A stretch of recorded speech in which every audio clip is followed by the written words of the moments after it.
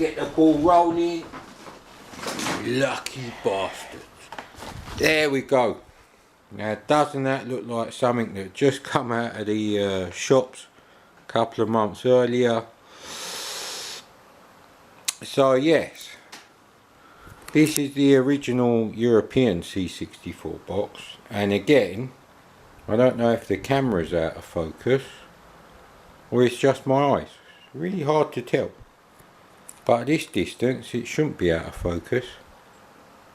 I can't tell in it. But yeah, the American box is just some shitty cardboard box. But the European one is really nice actually, because it's got the old polystyrenes. See?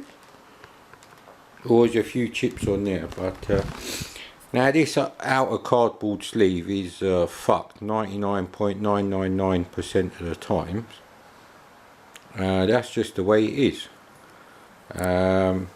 They weren't designed to last decades. They were designed to last long enough until Commodore come up with the next best thing, which they never did. They come up with something different to the C64 many times. They never came up with anything better. The Amiga's not better than the C64, it's just different really. Well, I was going to say the SID chip can be emulated on the C60 on the Amiga quite nicely actually, but yeah, that's only 2 people have managed that for one program, SID player on the Amiga. Anyway, this is what I bloody wanted. What her Mad Commodore? Not quite. This bar graph thing. Oh, come on, man.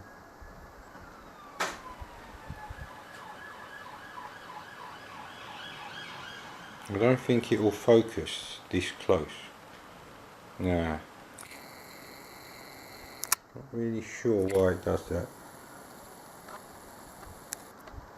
But I'm going to have to take a picture of that. It is, I think this is 15 megapixels. So certainly fine. And that's literally all I wanted. Just this picture here. Because there's no decent pictures of the box of the C64. Now this one is in very good condition because, you know, there's very minimal damage to the C64 sleeve. That's really the most of it. And there's a bit there. A tiny bit of creasing here. And here. But yeah, so the back bit here does kind of look like the C64 full size box. Oh, this is going to be a bit of an issue. Hang on a bit.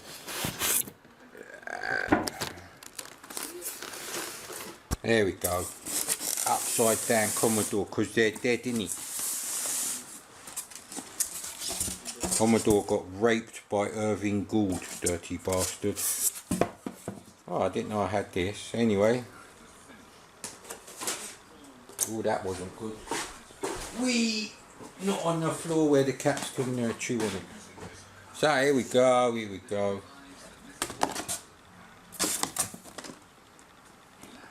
Oh bollocks, it's not exactly the same size. Oh well. This one has a slightly later power supply. The original ones were sort of the same shape as a C64 and the same colour. You know the ones. Don't worry, I've got loads of PSUs. Even have 2 spare Commodore 128 PSUs. This will not smell like a new C64. It will smell like someone's house it was in. Hints of potato and leek soup. Mother's Pride sliced bread. Nah, don't smell like a real C64 anymore. That's just the way it is, mate. So, will this actually fit on here?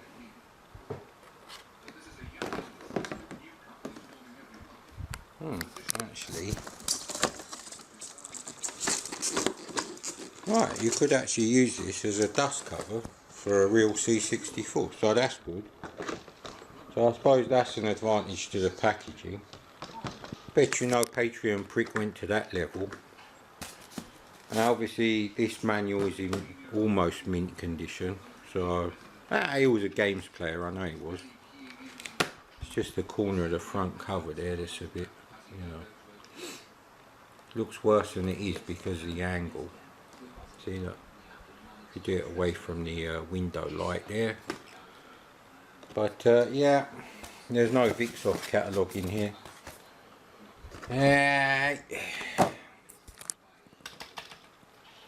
The noise alone is iconic, mate. Memories of playing Commando, bashing the spacebar for the grenades there. Yeah, it's not that the keyboard is actually better or worse. It's just different. But like I said, would have been nice if it was like this. You could probably 3D print all the plastic bits for these keys. You know, not the key caps, the actual bits underneath. And it's just like a cheap spring in there. If you want to improve the C64 keyboard, all you do is change the springs. And if my channel wasn't dead, you'd all get to see my fantastic black C64 I made. But you know, I'm not going to do that now. And on that one, I use a keyboard from the original VIC-20 with a square flat keys, which are even better actually. That is professional quality. See, that's the funny thing, the keyboard on the very first VIC-20 was better than the keyboard on the $800, $900 Atari 800. It's hilarious. Although the Atari 800 keyboard is very good, I will say that. It's just that the one on the original VIC-20 from the Commodore PETs, that was a very high quality, you know, office computer quality keyboard.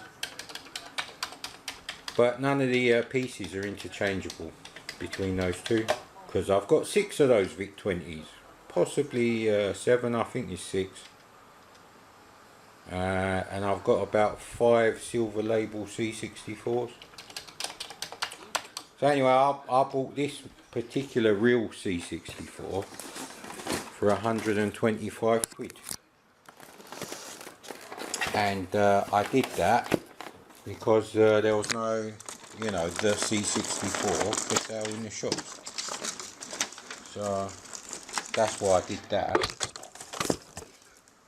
From a, you know, price point of view, getting a C64 with, you know, I'm not sure exactly how many games it comes with, because I separated the games from the box so I wouldn't damage the box when I packed everything up, and now I've got to try and get everything back in here. I don't know if this is all going to fit now. It's a problem. Right, well, that's the end of this video. I hope both of you liked it. You probably already subscribed and liked the video already, so no need to say anything. And with that £125 C64 in mint condition, this is what I actually got with it. Now look, there was a Vixoft catalogue. Vixoft famously, one of these has a listing for how to read the joystick, including diagonals. This is the data set he had. Now there's some sellotape residue here because this side the glue had obviously come away. I don't know if you can get rid of this with label remover. Would be nice if you could, because apart from that it's pretty mint. And nice manual in not bad condition at all, and the actual tape deck's very nice condition.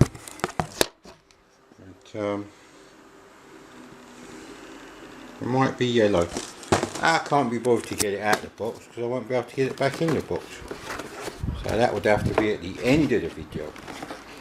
But you can't load cassette games without a C2N 1531. Oh, sorry, 1530. This is the exact same joystick that I had.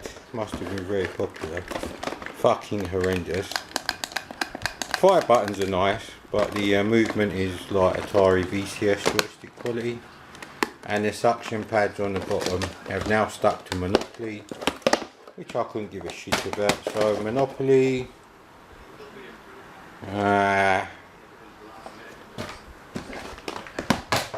So this is why I bothered to pay that sort of money for this thing.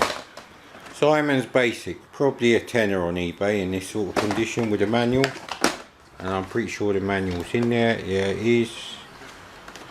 If you want a decent basic on the C64, get Basic Lightning or Laser Basic. Someone's fighting. This will be the Hobbit, always is. I don't know where the outside is. Don't know if I've ever seen one. They always seem to come like this. I've got like 7 copies of the Hobbit, and this is how they are. Were they sold like that? I'm a bit fucked if the 2 or 3 people who still watch these videos don't know them really. I'm not going on Wikipedia. Bless Octavia's kitten. Bless her. She got tired doing research on Wikipedia. But yeah, this wouldn't really interest me anyway. And this is probably quite a new game, isn't it? Where's the bloody copyright? I'll find out later. So yeah, bear in mind, actually these were the manuals that also came with it. For some reason he had 3 manuals. And this one is actually thicker than this one. This is the one I had. But this one is actually thicker, look. Let's see if we can get this shown. Let's do it that way. There you go, you can clearly see that they are different. And this one, the pages are much whiter. This one is actually pretty much brand new, apart from this tiny crease there.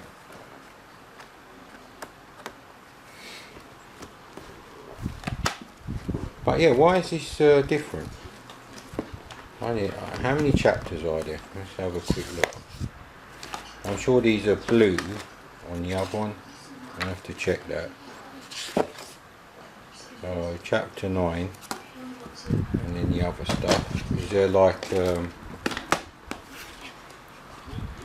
circuit diagram for the C64 or the SID? Like on the programmer's reference guide.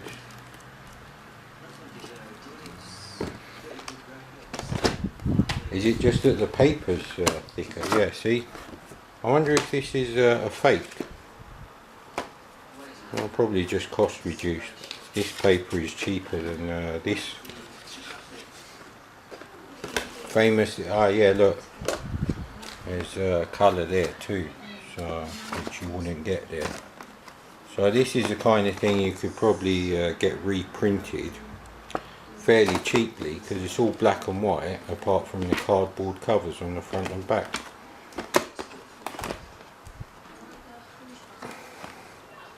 See if there's a date on here. Right, that's in Berkshire. Is this in Corby? No. So they're from the same address.